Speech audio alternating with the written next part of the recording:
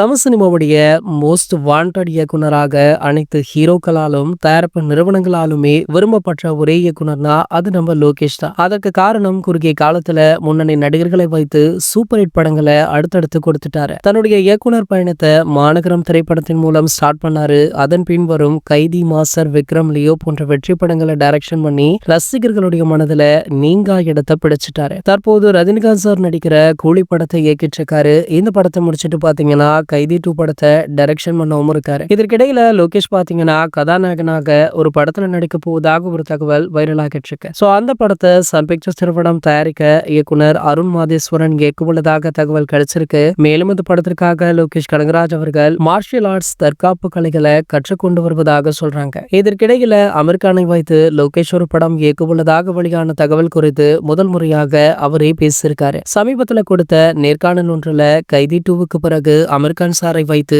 ஒரு action super hero படத்தை உருவாக்குறாங்க. இந்த படத்துல அவர் மட்டுமல்ல ஒரு சில முக்கிய பிரபலங்களுமே இருக்காங்க அப்படின்னு சொல்லி ஸ்டாப் பண்ணிடுவாரு. சோ அந்த முக்கிய பிரபலங்கள்ல நம்ம ஏகே அவர்களுமே அடங்குவாராம். சோ ஏகே அவர்களையும் அமெரிக்கானையும் வைத்துதான் இந்த ஸ்டோரிய நம்ம லோகேஷ் அவர்கள் எழுதியிருக்கார் அப்படின்னு சொல்லப்படுது. சமீபத்துல ஒரு கல்லூரி விழா ஒன்றுல கூட லோகேஷ் கனகராஜ் அவர்கள் கூடிய விரைவிலேயே அதிர்ஷ்டருடன் படம் பண்ண இருக்கேன் அப்படின்ற வார்த்தையை சொல்லியிருப்பாரு. சோ ஆகையால அமெரிக்கன் படத்துல ஏகே அவர்கள் இருப்பது கிட்டத்தட்ட உறுதி அப்படின்னுமே சொல்லப்படுது. சோ இந்த படத்துடைய அதிகாரப்பூர்வ அறிவிப்புக்காக லோகேஷ் ஃபேன்ஸ் மட்டுமல்ல நம்ம ஏகே உடைய ஃபேன்ஸ்களுமே ஆவலுடன் காத்துட்டு இருக்காங்க. இது போன்ற சினிமா செய்திகளை பற்றி நீங்க உடனே தெரிஞ்சுக்க நம்மளுடைய சேனலை மறக்காம சப்ஸ்கிரைப் பண்ணிக்கோங்க.